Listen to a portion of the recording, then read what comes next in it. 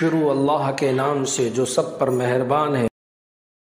رسول اللہ صلی اللہ علیہ وسلم نے فرمایا، جہنم نے اپنے رب کے حضور میں شکایت کی اور کہا کہ میرے رب، میرے ہی بعض حصے نے بعض کو کھا لیا ہے، اور اللہ تعالیٰ نے اسے 2 سانسوں کی اجازت دی، ایک سانس جاڑے میں اور ایک گرمی میں۔ تم انتہائی گرمی اور انتہائی سردی جو ان موسموں میں دیکھتے ہو اس کا یہی سبب ہے۔ صحیح بخاری حدیث نمبر 3260۔ میں مکہ میں ابن عباس رضی اللہ عنہ کی خدمت میں بیٹھا کرتا تھا، وہاں مجھے بخار آنے لگا۔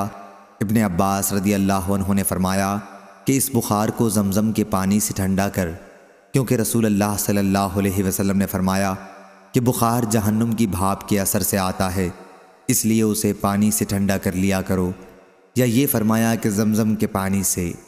یہ شک حمام راوی کو ہوا ہے۔ صحیح بخاری حدیث نمبر 3261۔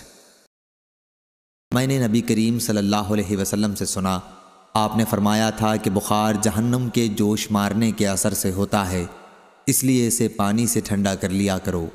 صحیح بخاری حدیث نمبر 3262۔ اللہ تعالی ہمیں ان احادیث مبارکہ پر عمل کرنے اور اپنی زندگیوں کو سنوارنے کی توفیق عطا فرمائے۔